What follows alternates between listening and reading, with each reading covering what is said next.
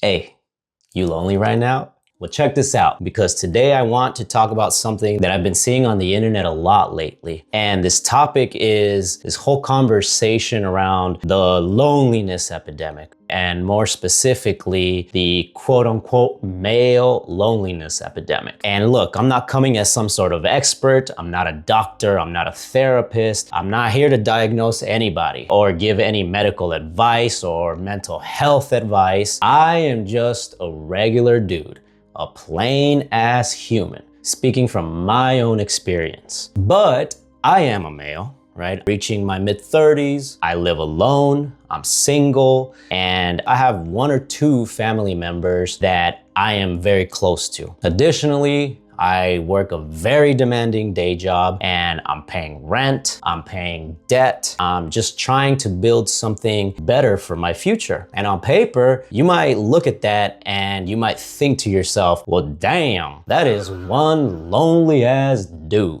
But here's the thing, I ain't really feel lonely like that. Being alone, yeah, I know what that feels like, but feeling lonely, that's pretty rare for me. And if it does happen, it's usually just a flash, a glimmer. It shows up, I notice it, and then it just fades on out of my life. Why? Because my life has enough structure, it has enough purpose. And not only that, but movement to just keep me from living inside that feeling. And that's what I want to talk about in this video. Not as someone who has everything figured out, not as someone who thinks that his way is the only way, but as someone who used to feel very lonely, even when I actually had more people around me than I do now. Because that's the part that I think people be missing. See, sometimes loneliness isn't about how many people you have around you. Sometimes loneliness is about how disconnected you are from you. And before I go into my story, I want to touch on this whole male loneliness thing, because personally, I'm just not fully convinced that loneliness is only a male issue. We all suffer. Loneliness is a plainly human issue, and men suffer, women suffer, everybody out here has been dealing with something. But I do think that men often experience it differently. And I do think that a lot of us cope with it differently. And that's to say, a lot of us don't reach out. A lot of us don't talk about what's actually going on. A lot of us don't want to feel like we're bothering people, or maybe we feel like if we open up, we're being weak ass fools, dramatic, needy, whatever else that might come into your mind. So instead, we just handle it. The lie detector determined that was a lie. Or at least we tell ourselves that we're handling it. But sometimes handling it just means numbing it.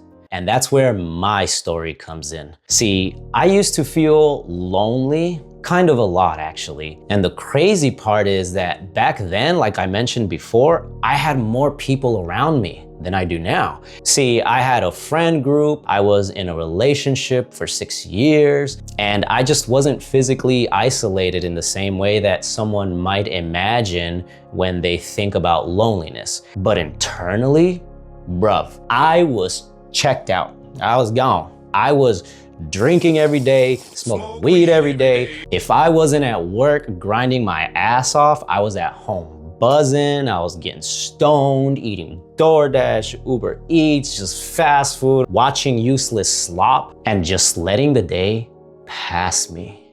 The old crossfade, y'all know what I'm saying? And in retrospect, at the time, I don't think I fully understood. See, I thought I was relaxing. I thought that I was just taking the edge off. I thought that I was just enjoying myself on my time off, man. What's the big deal? But in reality, I was just numbing myself. And the thing about numbing oneself is that you don't only numb the bad feelings, you numb the good feelings. You numb your ambition. You numb your awareness. You numb your ability just to be present with the people who actually care about you. And one essentially becomes a bystander in their own life. And that's what happened to me. I had people around me, but I still felt misunderstood. I felt like nobody really got me. I still felt like I was just alone in my head.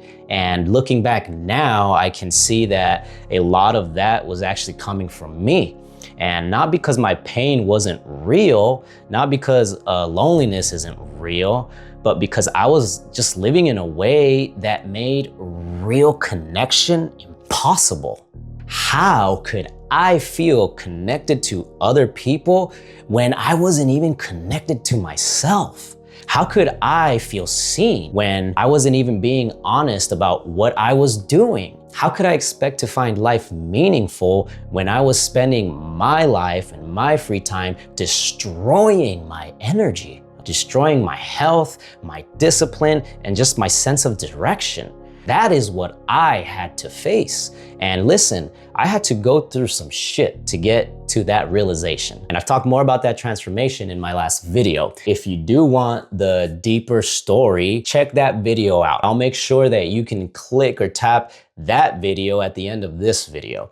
But the short version is essentially this. I had to stop lying to myself. I had to cut the daily alcohol. I had to cut the daily weed. I had to cut the daily hedonism. I had to stop pretending that my habits were not affecting the way that I felt. I had to stop treating my life like something that I was just surviving through. And once I started doing that, something changed. And I didn't become magically happy overnight. Nah, but I did start to feel awake. I started to feel like I had agency. I started to feel like my life was mine. And that, for me, was one of the biggest changes as to how I experienced loneliness. Because let me tell you, when one feels powerless in one's own life, loneliness hits different. When you're sitting around every single day doing things that you know are bad for you, loneliness hits different. When you have no direction,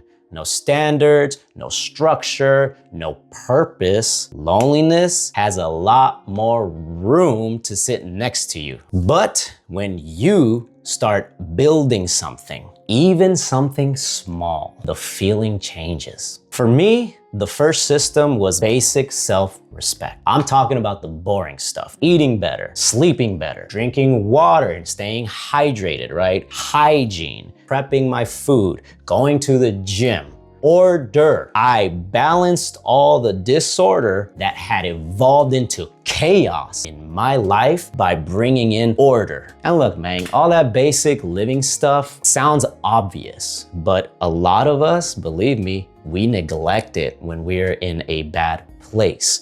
And when I tell you that that stuff matters, it matters, because when your life is chaos, your mind starts to feel like chaos. But sometimes the answer is right in front of you. And that is, you are not taking care of the human that you have to live inside of. That was step one for me. Just get the basics right. Not perfectly, not like some influencer morning routine, just consistently enough that my life started feeling like less of a mess. That was my first system. The second system was purpose. And I know, purpose is one of those words people just freaking throw around like shit at the wall all the time, but I don't mean it in some mystical way. I mean having something that you are actively building towards, all right? For me, that purpose became my freedom. Financial freedom, physical freedom, mental freedom, freedom from the feeling that I'm just trapped in the rat race with no way out. That became the direction for me. But beyond that, just ask yourself, what would make my life feel less trapped? Would it be getting healthy? Would it be getting out of debt? Maybe building a skill, creating content? How about maybe becoming someone that your younger self would respect? For me, content creation became one of those paths. And that gave me something to work at, something to fail at, something to get better at, right? Something that made my time feel valuable. And let me tell you something, when your time feels valuable to you, you become much more careful about what you give your energy to and when. And that's the third part of my system, keeping the list small. Right now, the main things that keep me grounded are pretty simple. One is basic living and self-care, number one priority. Number two, learning and applying my craft. which right now is content creation. 3, getting to 15% body fat right now, man. And continuing my physical transformation. And that's it. That is it. The list is small on purpose because energy is just as precious as time, in my opinion. You can have time, but still not have the energy to do anything meaningful with it. So I try to not spread myself across too many interests, too many things. And that's why a lot of time I just say, I don't got the time to feel lonely. Not because I'm avoiding the feeling, not because I'm pretending that I don't need people. I say that because my life has enough structure now that loneliness just doesn't control the room anymore. It can show up and it can knock on the door, but it doesn't get to run my damn pad. And I want to be clear about something. I'm not saying that support doesn't matter. Support absolutely matters. See, we are social creatures. We need people. Even the most disciplined, the most solitary lone wolf type of humans, they still interact with people. They still learn from people. They still get shaped by people. Even in my own journey, I did a lot of it alone, but I was not completely alone. I talked to 2 of the closest people in my life a few times about what I was going through. And just having them there, even if they didn't fully understand every single facet of what I was going through, it helped a lot. It really did. And sometimes you just need just even one real person who knows the truth. And if you need professional help, get it. If you need to talk to a therapist, do it. If you need to reach out to family, friends, a support group, whatever, just do it. There is no shame in that. But at the same time, I do think that there is a part of this that nobody can do for you. Nobody is going to build your daily structure for you. Nobody is going to make you stop numbing yourself if you don't want to stop. Nobody can create a purpose for you. Nobody can live your life on your behalf. At some point, you have to decide that you are tired of abandoning yourself. And that's really what it came down to for me. Loneliness in my life stopped happening when I stopped abandoning myself. When I stopped poisoning my body every day. When I stopped filling every quiet moment with substances, food, entertainment, or distraction.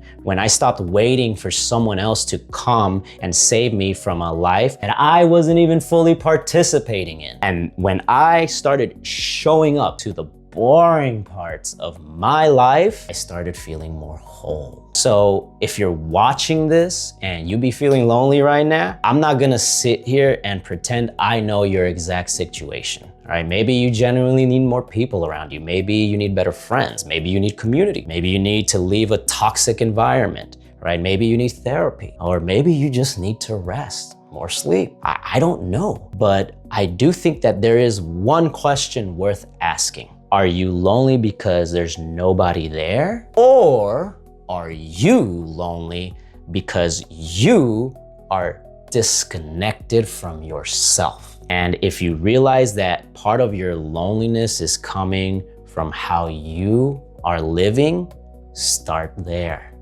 Do it.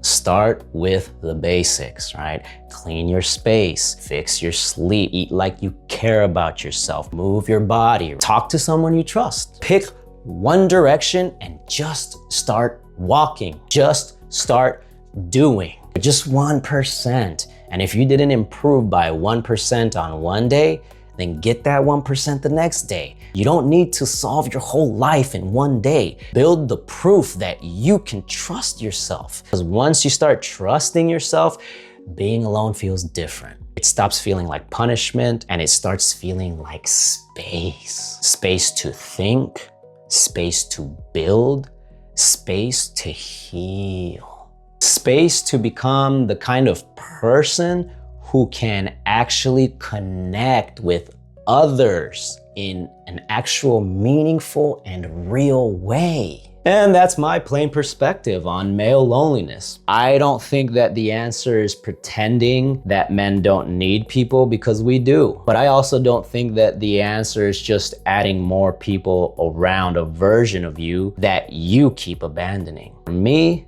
the answer has been rebuilding the person who has to live my life every day. And that means taking care of my body, keeping my priorities simple, and building towards freedom, creating something meaningful, and staying connected to the few people who actually matter to me. And maybe that's something that can help you too. If this video gave you some food for thought, some soul food, then please subscribe and hit that notification bell so that you know when I post more videos. And like I mentioned earlier, if you want the deeper story behind the transformation, click or tap the video on the screen, man. I shall see you later.